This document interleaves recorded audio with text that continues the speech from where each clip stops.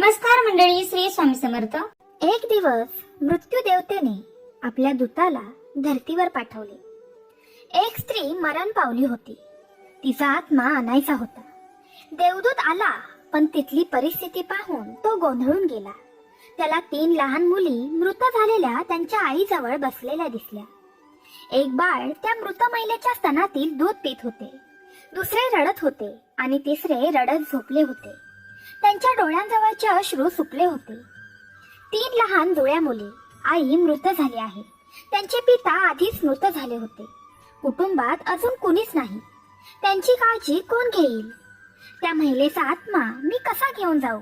जर तुम्ही माझ्या जागी असता तर कदाचित तुम्हीही असेच केले असते.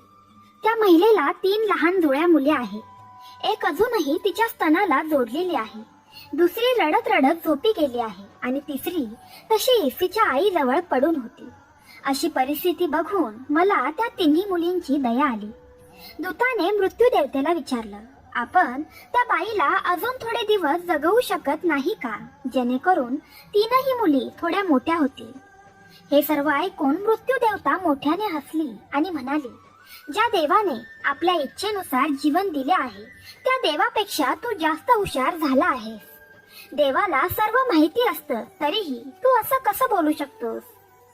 याची तुला शिक्षा होईल आणि ती शिक्षा म्हणजे तुला पृथ्वीवर फेकून दिले जाईल आणि तू तुझ्या या मूर्खपणावर 3दा हसल्याशिवाय परत येऊ शकणार नाही. मग देवदूताला जमिनीवर फेकण्यात आले.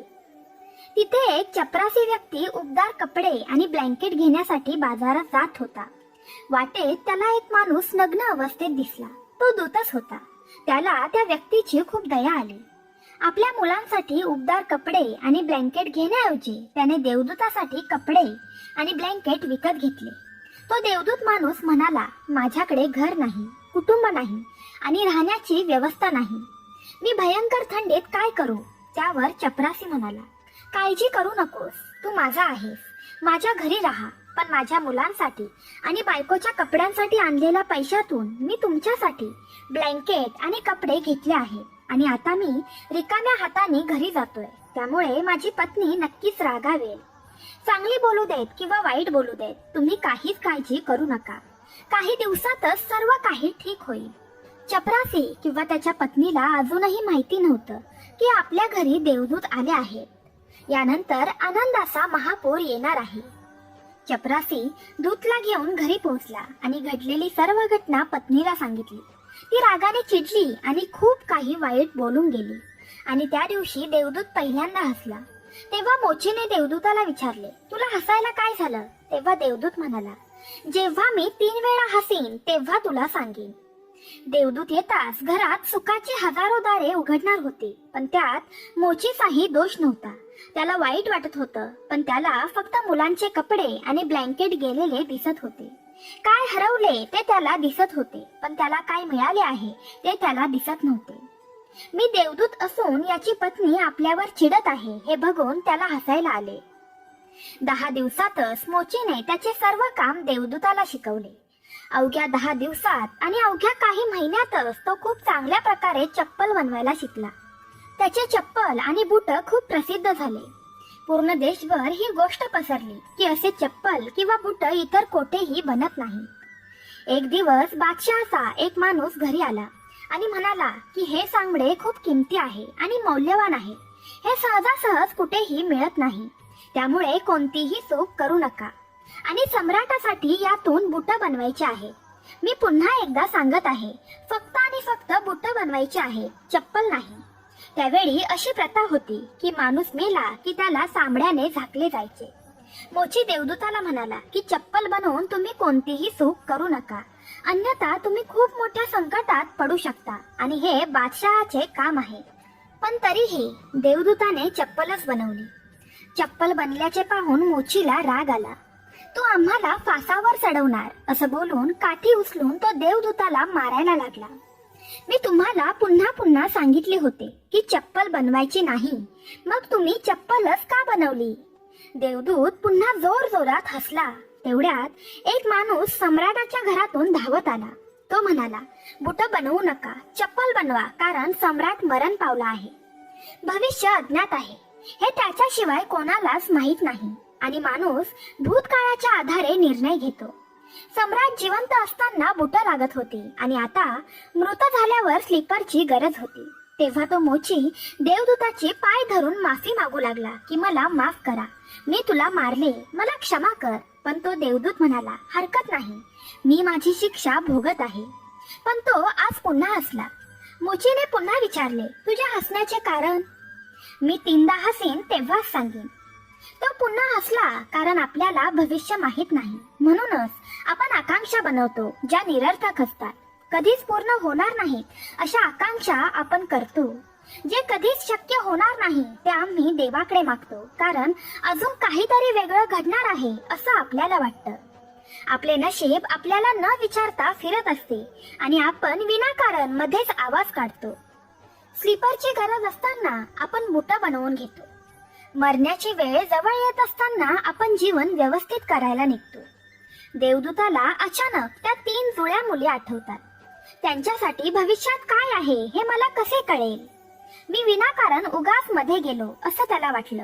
आणि तिसरी घटना अशी घडली की एके दिवशी त्या 3 तरुण मुली आल्या.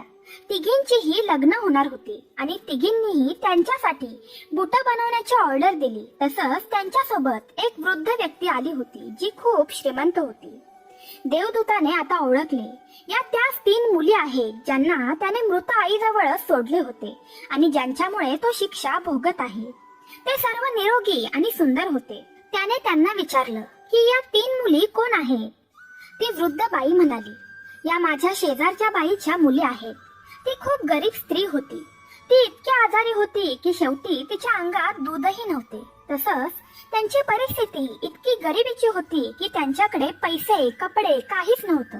फक्त 3 जुळ्या मुली होत्या. त्यांना दूध पाजत असतानाच तिचा मृत्यू झाला. पण मला या 3 चिमुकल्या मुलींची दया आली. मला मुलबाळ नाही, म्हणूनच मी खूप प्रेमाने या 3ही मुलींचा सांभाळ केला. आई जिवंत असती तर या 3ही मुली गरिबी, उपासमार आणि दारिद्र्यात वाढल्या असत्या. आई मरण पावली, म्हणूनच या 3 मुली मोठ्या संपत्ती आणि समृद्धीत वाढल्या आणि आता या तिघीही त्या वृद्ध महिलेच्या सर्व मालमत्तेचे मालक आहेत आणि त्यांचे लग्न सम्राटाच्या कुटुंबात होत आहे. देवदूत तिसऱ्यांदा पुन्हा हसला आणि त्याने मोचीला सांगितले की ही 3 कारणे आहेत माझ्या हसण्याची. चूक माझीच होती. नियती महान आहे. आपण जेवढे पाहू शकतो तेवढेच आपण पाहतो आणि जे पाहू शकत नाही त्यांचा विस्तार खूप महान आहे. आणि आपण काय पाहू शकतो यावरून आपण कोणताही अंदाज बांधू शकत नाही. मी माझ्या मूर्खपणावर 3दा हसलो आहे. आता माझी शिक्षा संपली आहे आणि आता मी जातो, असं तो मोचीला बोलून निघतो. देव जे काही करतो ते चांगल्यासाठीच करतो. भक्तांनो, आपल्याला आजच्या कहाणीतून हे शिकायला मिळतं की आज घडलेल्या घटनांवरून आपण हे ठरवू शकत नाही की भविष्यात हे आपल्यासाठी चांगले आहे की वाईट आहे. याचे उत्तर भविष्याच्या गर्भातच दडलेले आहे. त्यामुळे प्रत्येक चांगल्या किंवा वाईट घटनेला प्रतिक्रिया देणे व्यर्थ आहे. आपल्याला फक्त जे होत आहे त्याचे साक्षी बनण्याचा प्रयत्न करायचा आहे. गौतम बुद्ध नेहमी त्यांच्या शिकवणीत एकच सांगतात, भूतकाळाबद्दल कधीही खेद करू नका आणि भविष्याची जास्त चिंता करू नका. आज आणि या क्षणात जगा आणि त्यांच्याशी एक व्हा. हाच एकमेव मार्ग आहे सर्व चिंतांमधून मुक्त होण्यासाठी. आणि मित्रांनो, आजची कहाणी इथेच संपत आहे. तुम्हाला आजची कहाणी आवडली असल्यास आपल्या कमेंट बॉक्समध्ये श्री स्वामी समर्थ नामाचा जयघोष करायला विसरू नका. सर्वांनी तुमची काळजी घ्या. श्री स्वामी समर्थ. जय जय स्वामी समर्थ. धन्यवाद.